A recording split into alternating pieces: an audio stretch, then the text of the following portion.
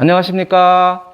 안녕하십니까? 네, 오늘 우리 생명존중, 오늘이 벌써 6주차 강의가 되는데, 우리가 이번 6주차는 여러분들한테 사전에 안내 드렸었던 것처럼 이제 피임과 성윤리에 대한 이야기를 같이 해보고자 합니다. 앞에서 우리 지구상에 생명체가 어떻게 탄생을 했는지, 또 특히 그 생명체 중에서 우리 인간이 어떻게 탄생을 해야 하는지에 대한 임신과 출산에 대한 이야기를 같이 한번 했었고요. 그리고 결혼을 하고 정상적인 부부로 생활을 함에도 불구하고 이게 원하는 아이를 갖지 못하는 그런 사람들을 위해서 보조생식이라고 하는 보조생식술을 이용해서 임신, 출산을 도와주는 그런 부분에 대해서 같이 한번 살펴봤습니다. 그런데 또 의도치 않게 임신을 해서 그래서 정신적으로, 신체적으로 굉장히 어려움을 겪는 사람들의 경우 그 문제를 갖다가 어떻게 슬기롭게 해결해야 되는지 그런 방법이라고 그럴까요? 방안 중에 하나로 우리가 임신 중단이라는 방법을 갖다가 이제 쓰게 되는데 그거를 통상적인 표현으로는 낙태, 그리고 모자보건법에 의하면은 임신 중절술 이렇게 표현을 한다고 말씀을 드렸고, 그와 관련해서 우리가 앞에서 배운 바가 있어요. 자, 그런데 오늘 여러분들하고 같이 이제 살펴볼 내용은, 자, 원하지 않는 임신을 사전에 막을 방법은 없을까? 라고 하는 차원에서 피임과 관련된 성윤리에 대해서 같이 한번 이제 살펴볼 테고요. 자, 이 피임이라고 하는 것은 정의가 이렇게 돼 있어요. 영어로는 contraception 이렇게 이제 표현을 하는데요. 피임이라고 하는 것은 이렇게 성관계를 거쳐 임신이 되는 것은 일정한 수단을 사용해서 이제 사전에 막는 그런 이제 행위로 임신 가능 기간을 갖다가 피하거나 또는 어떤 기구나 약품을 이용을 해서 임신이 일어나지 않도록 그렇게 이제 하는 행위를 우리가 피임 이렇게 이야기를 하게 됐죠. 자, 그럼 왜 이런 피임을 갖다 이제 하게 될까요? 그렇죠? 결혼을 한 사람임에도 불구하고 이미 자녀가 있거나 뭐 여러 가지 요인이 있을 거 아니에요. 결혼한 사람임에도 불구하고 자기 자녀를 갖다가 원치 않는 그런 경우가 있을 수 있어요. 그래서 임신을 피하는 이유로 첫 번째가 가족계획. 이미 가족계획상에서 더 이상 자녀를 갖다가 갖지를 원하지 않는 이제 그런 상황이 있을 수도 있을 테고, 또 뭐 우리 요즘 자녀를 양육하는데 굉장히 많은 비용이 소모가 되잖아요. 그래서 그 양육 비용이 경제적으로 부담이 되기 때문에, 또 세 번째는 부부 중심의 생활을 갖다 이제 하기 위해서 피임을 한다라든가, 또 네 번째는 사회생활에 임신함으로써 어떤 지장을 갖다 이제 가져온다든가, 이런 여러 가지 요인으로 인해서도 이미 기혼자의 경우, 결혼한 사람인 경우에도 이제 피임을 이제 하게 되는 것이죠. 자, 그런데 이렇게 피임을 갖다가 이러한 목적들 또는 뭐 이 이외에도 여러 가지 이제 그 개인적인 상황에 따라서 달라질 수 있어요. 피임을 하는 이제 그런 목적이. 그런데 원치 않게 덜커덕 임신을 하게 되면 여러 가지 상황이 있을 거 아니에요? 아주 극단적인 그런 상황으로 이런 상황도 벌어질 수 있다는 거예요. 영상 한번 보실까요? 한 여학생이 엘리베이터를 타더니 그 자리에 주저앉습니다. 약 2시간 뒤 13살 김모양은 자신의 집 화장실에서 남자아이를 출산했습니다. 아이가 울자 김양은 아이를 낳은 것을 가족들이 알게 될까봐 흉기로 아이를 수차례 찔렀습니다. 당시 집에는 김양의 아버지가 있었지만 TV를 보느라 딸의 출산 사실을 전혀 눈치채지 못했습니다. 그리고 김양은 집에 있던 빈 상자에 아이의 시체를 담아 이렇게 베란다에서 화단을 향해 던졌습니다. 다음날 새벽 화단에서 아이의 시체를 발견한 주민이 경찰에 신고했고, 경찰은 CCTV를 확인한 뒤 학교에서 돌아오는 김양을 붙잡았습니다.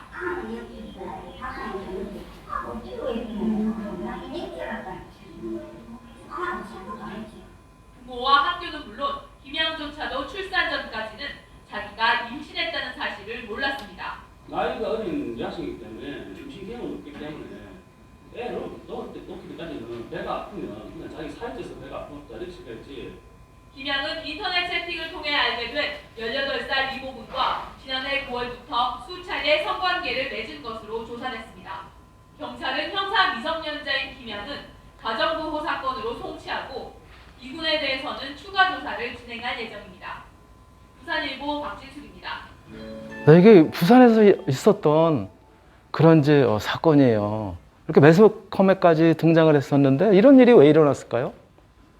예, 어떤 우리가 임신이라든가 출산에 대한 지식이 전혀 없거나 무지했거나, 그렇죠? 또 스스로 자기 몸의 변화라든가 이런 것들에 대한 그런 어떤 감각이, 또 임신을 갖다 하지 않게 해서 어떻게 해야 되는지 그런 대처를 갖다 전혀 못하고, 또 우리 요즘 뭐 여러분들 다 경험을 하고 있지만은 사회적으로는 얼마나 많은 그런 이제 정보들, 또 성과 관련된 정보들이 무분별하게, 그렇죠?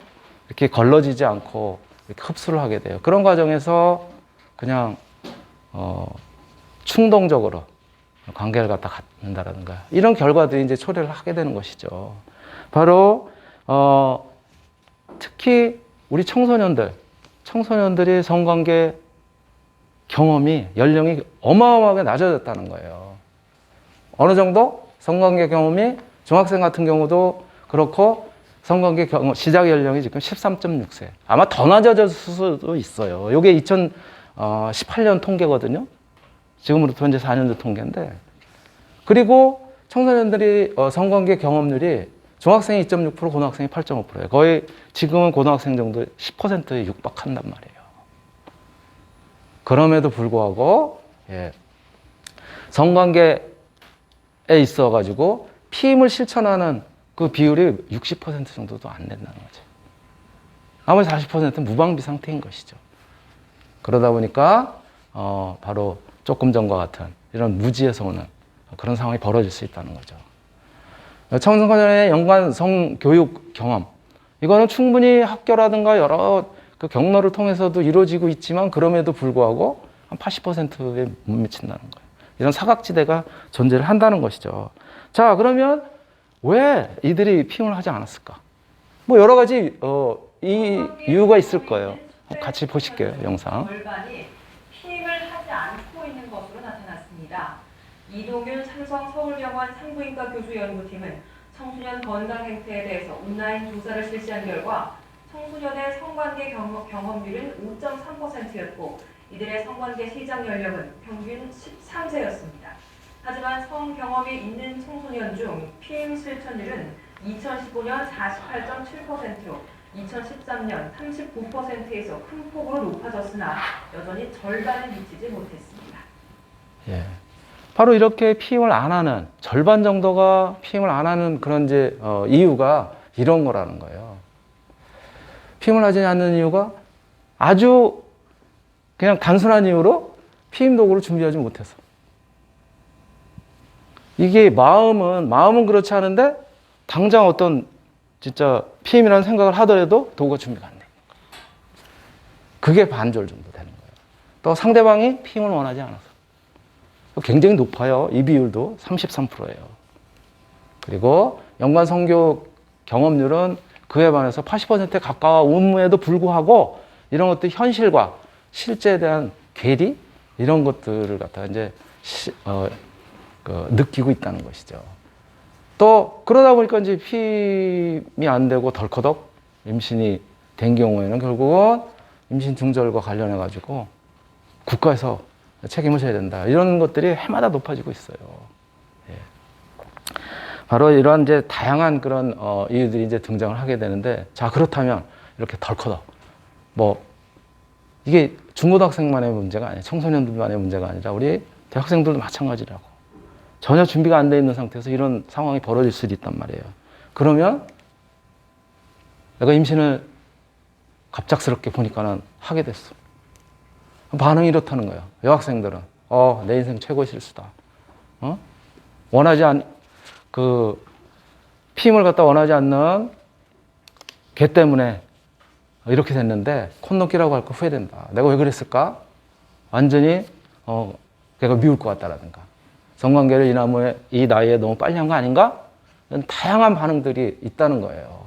또 충격, 당황, 무서움, 좌절, 이거 죽어버릴까? 이런 여러 가지 생각을 갖다 이제 한다는 거예요. 도대체 제가 믿을 수가 없다. 내 인생이 이제 끝났다. 또는 이제 남친에 대한 원망뿐만이 아니라 이거를 도대체 어떻게 해결해야 될까? 굉장히 갈등이 심할 거 아니에요. 그렇죠? 정신적이든 신체적이든 낳아서 키워야 되는지, 또는 뭐 진짜 내가 죽어버릴까?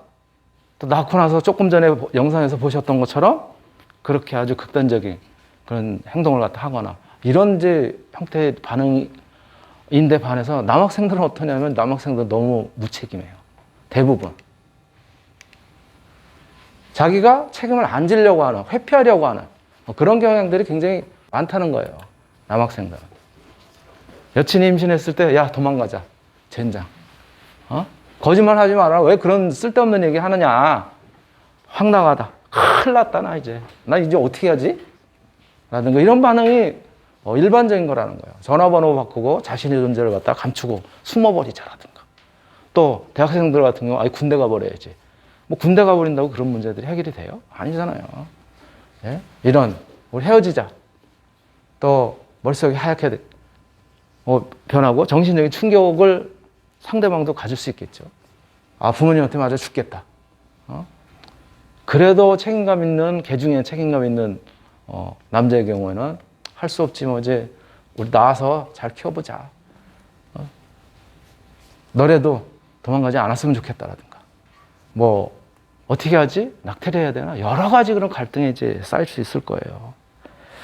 그리고 결국은 이제 남자가 되든 여자가 되든 서로에게 이제 바라는 그런 것들은 여학생들의 경우, 또 여학생이라고 이제 표현을 했지만 여성들의 경우에는 원치 않는 임신의 경우 낙태 비용을 상대방이 좀 도와줬으면 좋겠다.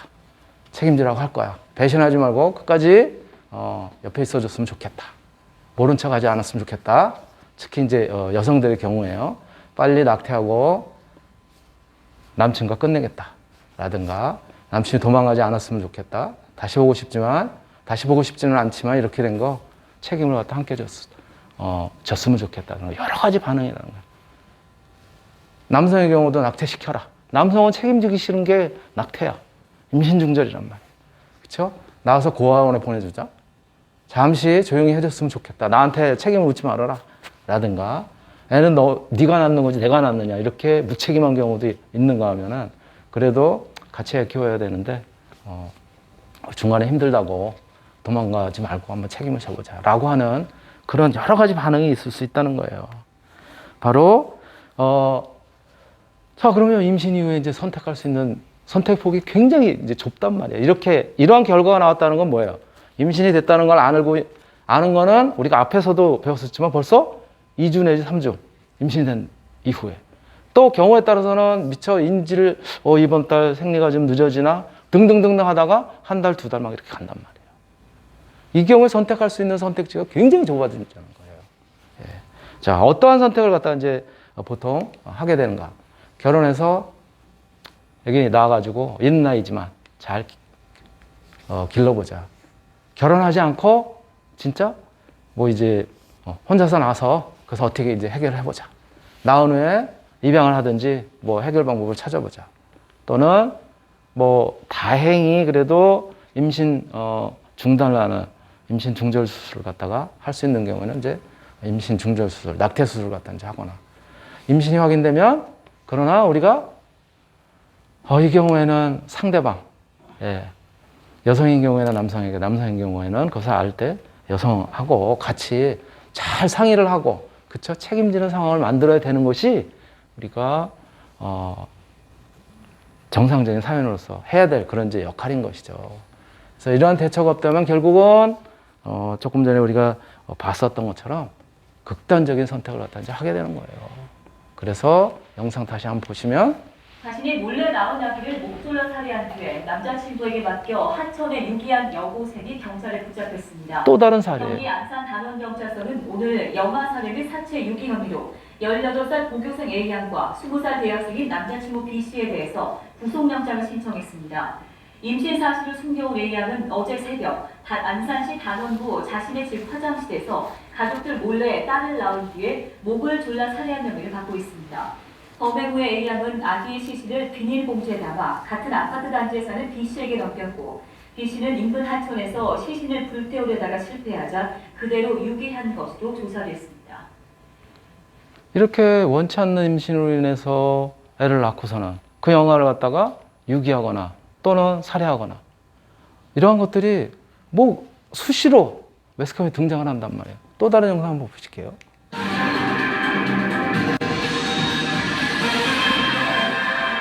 갓 태어난 아기를 엄마가 살해해 버렸다는 소식 어제 전해드렸는데요. 이 아이를 버리는 끔찍한 일, 이번 달에만 벌써 4번째입니다. 대책은 없는 건지 조국현 기자가 취재했습니다. 경기도 안산의 박모양이 아이를 낳은 곳은 집 화장실이었습니다.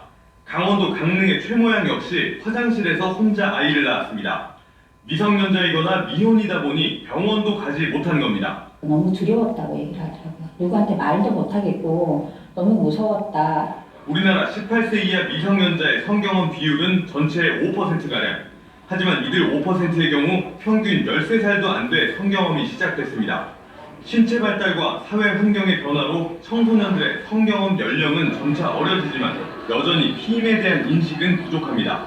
소독이 뭔지만 알려주고 막 그걸 어떻게 사용하는지 안 알려주고. 급할 경우 사용하는 사후 피임약이 있지만 의사의 처방이 필요해 실제 사용은 쉽지 않습니다. 이런 이유로 사후 피임약을 약국에서 살 수 있도록 하자는 논의가 이뤄지기도 했지만 의료계와 종교계가 반대하면서 몇 년째 결론을 내지 못하고 있습니다. 지식의 습득이 쉽게 되는 그런 시기부터 아주 어린 나이부터 실질적인 성교육, 피임교육을 미국, 프랑스 등 많은 국가에서는 순결교육보다는 피임교육이나 최소한 임신을 막는 현실적인 방안을 채택한 지 오래입니다. MBC 뉴스 조국현입니다. 네, 우리가 앞에서 임신과 출산 부분에서도 그렇죠? 북유럽의 덴마크 같은 경우는 벌써 유치원부터 이런 교육을 갖다 한다고 이제 말씀을 드렸는데 그런 부분들이 굉장히 아직도 미흡한 거예요. 우리가 유교적인 그런 어떤 문화에서 그렇죠? 사회적인 변화를 갖다가 따라가지 못하고 굉장히 보수적인 생각만 아직도 하고 있는 그런 이제 문제점들이 있는 것이죠. 자, 그렇다면 현실에서 일어나는 이러한 문제들 가운데 우리가 사랑하는 사이에 성관계 하기 전에 어떠한 부분을 좀 고민을 좀 한번 해봐야 될까? 사전에 체크를 해봐야 될까? 이런 것들이겠죠. 내가 진정으로 성관계를 원하는지, 또 상대방하고의 어떤 성관계를 할 정도로 내가 좋아하는지, 이렇게 사전에 스스로 한번 질문을 해볼 필요가 있다는 거예요. 그리고 상대방을 배려하는 마음이 있는지, 그래야 혹시라도 있을지 모르는 임신을 갖다 대비하기 위해서 피임을 갖다 하거나, 이것이 순간적으로 내가 뭐 굳이 피임을 하고 싶지 않아서라든가 이러한 생각을 갖지 않을 거 아니겠어요? 상대방의 요구 때문에 어쩔 수 없이 선택하는 그런 이제 관계인지, 또 정확한 피임 방법, 그리고 성지식에 대한 그런 이제 사전 이해 이런 것들이 있는지, 또 피임은 누가 하는지, 상대방이 할 건지 내가 할 건지 이런 부분에서. 근데 최근에는 사실은 더블 터치라고 그래가지고 같이 해야 되는 거예요. 같이. 남성은 남성대로, 여성은 여성대로. 그래서 피임 도구는 준비가 되어 있는지, 또 상대와 성관계 하는 것에 대한 두려움이라든가 불안이라든가 이런 것들은 없는지, 이런 것들 사전에 우리가 고민을 좀 해봐야 될 거라는 거예요. 그리고 성관계로 인해서 정신적이거나 신체적 결과, 또 그로 인한 뭐 예를 들어 조금 전에처럼 임신이라든가, 또 임신했을 경우에 어떻게 해야 되는지 그런 불안감들, 또 향후에 책임을 갖다 그런 이제 준비가 되어 있는지, 이런 것들을 우리가 모두 염두에 두어야 될 거라는 거예요. 자, 그렇다면 이러한 두려움에서 정신적, 신체적인 두려움에서 벗어나기 위해서 결국 우리가 택하는, 사랑하는 사이에 사랑을 나누고 하면서 택하는 그런 방법은 결국 뭐겠어요? 피임일 거란 말이에요. 그런데 이 피임이라고 하는 것이 우리가 임신과 출산에서도 거기서는 이제 임신을 하기 위해서 노력을 했었지만, 어떻게 그 과정이 이루어지는 거예요? 이런 거 아니겠어요? 피임이 조금 전에 말씀드렸었던 것처럼 일정한 수단을 갖다가 기구라든가 어떤 이제 약이라든가 이런 것들을 통해서 임신이 되는 것을 중단하는 이제 그런 건데, 임신이 되는 과정을 여러분들 다 아셔요. 첫 번째 임신의 요소가 뭐예요? 그쵸? 우리가 아는 것처럼 첫 번째로는 임신이라고 하는 것이 이렇게 정자가 있어야지 뭐 임신을 할 거 아니에요. 그쵸? 예. 두 번째가 여성으로부터 이제 배란이 돼서 난자가 있어야지 뭐 수정이 될 거 아니에요. 그쵸? 세 번째가 이제 정자와 난자가 이제 수정을 하게 되는 거고. 수정이 된다고 해서 끝나나요? 바로 임신이 끝나나요? 아니잖아요. 이 수정된 수정란은 잘 자궁으로 가서 착상이 잘 이루어져야 될 거란 말이에요. 이렇게. 이런 것들이 이제 임신의 조건이에요. 그렇다면 임신을 막기 위해서는 이 중에 어떤 거 하나라도 차단을 하면, 그쵸? 차단을 하게 되면은 그러면 임신을 막을 수 있는 거란 말이에요. 바로 우리가 이제 피임이 되는 것이죠. 그래서 이제 피임의 방법은 첫 번째, 정자를 갖다가 차단하라. 정자를 막아라. 일시적, 이 방법에는 일시적 차단 방법이 있고 영구적 차단 방법이 있고 여러 가지가 있겠지만 먼저 일시적 차단 방법으로 남성이 대부분 사용해요. 여러분들이 잘 아시는 것처럼 정자를 막아라. 정자의 진입을 갖다가 막기 위해서 콘돔. 가장 간편한 방법이죠. 보편적이고 값도 싸고 효과도 굉장히 높습니다. 90%가 넘으니까는 여러 가지 유형의 콘돔들 갖다가 이제 실제로 남성이 착용을 하게 되는 것이죠. 착용하는 그런 이제 방법은 여기서 보시는 것처럼 저렇게 콘돔을 잘 상처가 안 나도록 열어서, 그래서 비틀어서, 그쵸? 뒤집은 다음에 비틀어져 안에 있는 공기를 빼내고, 그리고 음경 쪽에 비튼 쪽을 이제 닿게 하고, 그리고 말아서 잘 말아가지고 이제 공기가 들어가지 않도록 그렇게 이제 착용을 해야 되는 것이죠. 이러한 방법으로 우리가 남성들이 정자를 막기 위해 가지고 정자의 배출을 막기 위해서, 그렇죠? 배출을 막는 건 배출 자체를 막는 건 아니죠. 그렇죠? 여성의 질내에서 더 이상 접촉을 하지 않도록 그렇게 이제 하는 그런 이제 방법인 것이죠. 자, 그렇다면 이러한 유형은 정자를 막는 방법은 남성만 사용할 수 있느냐? 꼭 그렇지는 않다고. 여성도 사용을 할 수 있어요. 이 콘돔하고 비슷한 그런 형태인데 여성이 사용하는 유형의 콘돔이다 그래서 우리가 페미돔이라고 이야기를 합니다. 그래서 이 정자를 막는 방법으로 페미돔을 여성이 이제 사용할 수가 있는데 그래서 질 안에다가 이렇게 장착을 할 수가 있는데 보시는 것처럼 굉장히 커요, 저렇게. 크기도 크고 사용하는데도 굉장히 불편하고 보편적이 아니면서도 비싸. 여성으로 하여금 페미돔을 착용해라. 이거는 남자의 욕심이고, 그쵸? 일방적인 생각일 뿐이에요. 이러한 방법도 있기는 있다라고 하는 부분을 갖다 이제 말씀드리는 것이고요. 또 정자의 일시적인 차단 방법.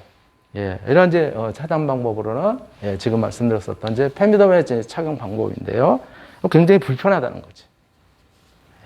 그리고 이런 이제 일시적인 정자의 차단 방법으로는 여성이 이제 사용할 수 있는 방법들이 또 있어요. 페미돔 이외에도 워낙 불편하니까 이런 것들이죠.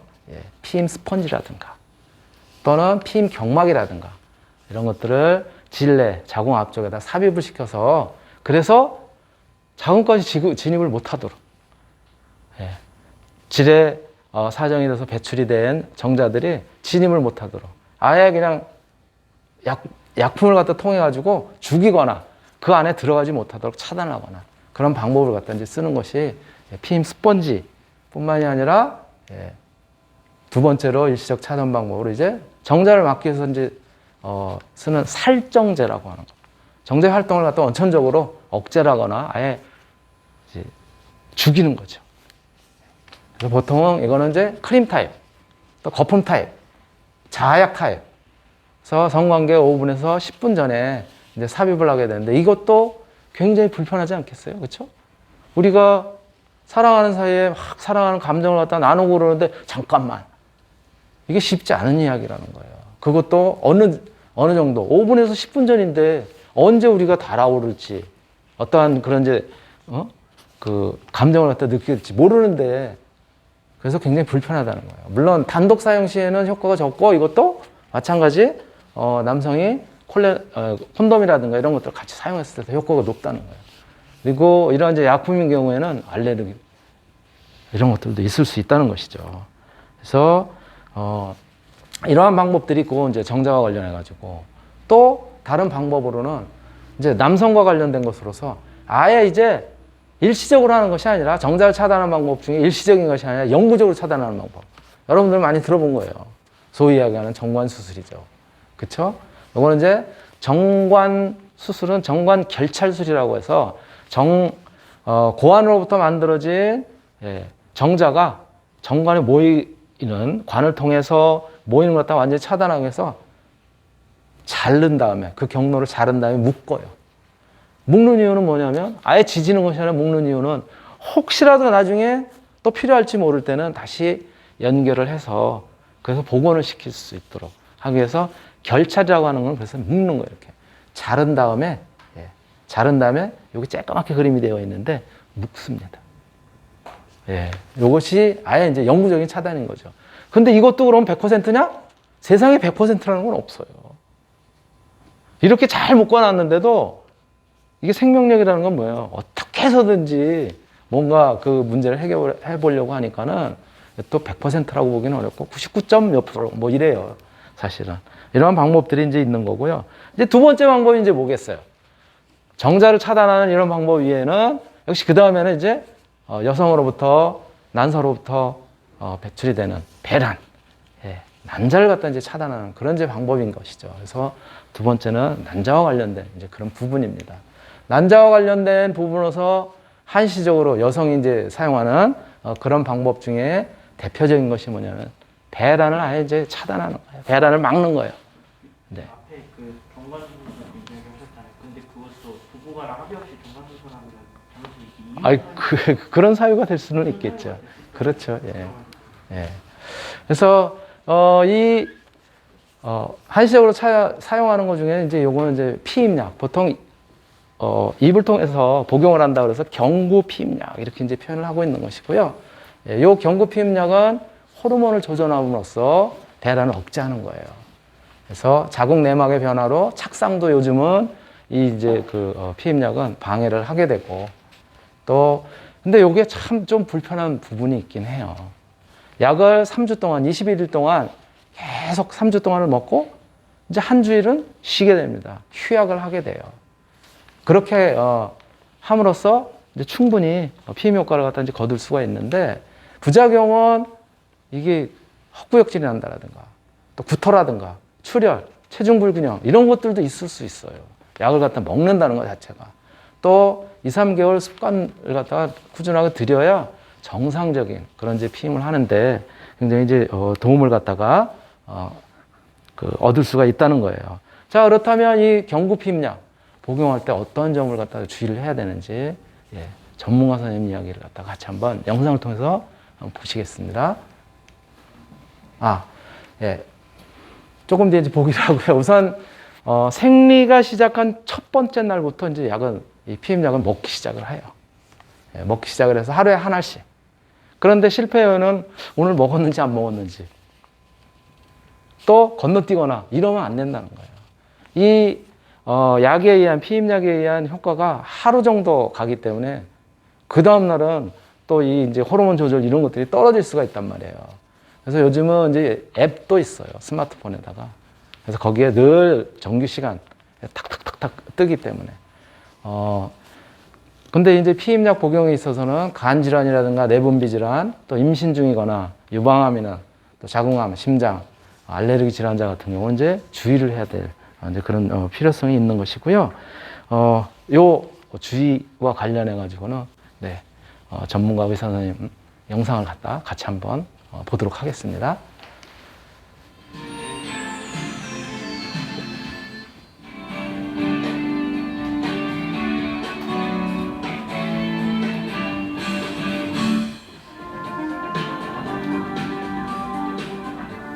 피임약 복용을 맞게 한다면 적어도 97% 이상의 높은 피임 성공률을 나타내고 있고 굉장히 이제 안전하고 누구나 할 수 있게끔 쉽고 그런 장점이 있는 거고요. 보통 원경 시작하기 첫날, 늦어도 둘째 날 정도 시작을 해서 21날, 21일을 복용을 하고 일주일의 휴학 기간을 갖게끔 됩니다. 그래서 달력에 뭐 30일인 날이 있고 30일인 날이 있는데 그것과 상관없이 3주를 복용을 하고 일주일을 쉬고 이런 개념을 갖고 있는 게 필요합니다. 그래서 환자들 중에 생리가 안 끝나서 7일을 쉬었는데 그 뒤에 계속 안 먹고 있나요? 라는 질문도 하는데요. 이거는 호르몬의 농도를 내가 갖고 있는 레벨과 더불어서 약으로 어느 정도 조절을 해나가는 거기 때문에 7일의 휴학 기간이 끝나도 아직 월경을 조금 하고 있다 하더라도 다음 약을 바로 시작을 하는 게 맞습니다. 경구 피임약을 먹으면서부터 체내 흡수가 되면서 호르몬 변화가 나타나기 때문에 복용 중에 관계를 가지신 것이 크게 걱정할 부분이 아니지만 그래도 호르몬 농도가 충분히 변화가 있은 후에 보다 효과적인 피임 효과가 나타날 수 있기 때문에 적어서 7일, 그러니까 5월 1일 날 피임약을 먹기 시작했다면 적어도 5월 8일 이후에 관계를 갖는 게 보다 안정적일 것 같고요. 만약 그 전에 관계를 가졌다면 중간에 사후 피임약 복용에 관해서 조금 상당히 필요하다고 생각합니다. 기본적으로 저희가 피임약 먹는 원칙 중에 하나가 같은 시간에 복용을 한다는 겁니다. 그렇다는 얘기는 24시간이 지나면 약물이 효과가 떨어지고 농도가 체내에서 배설되고 일정 농도가 없기 때문에 피임 효과를 기대하기 어렵다는 거거든요. 그래서 보통의 경우는 일주일, 늦어도 4주가 지나면 원래 자기 호르몬 레벨 농도를 유지를 하면서 가임약이 다 복원된다고 저는 생각하고 있습니다.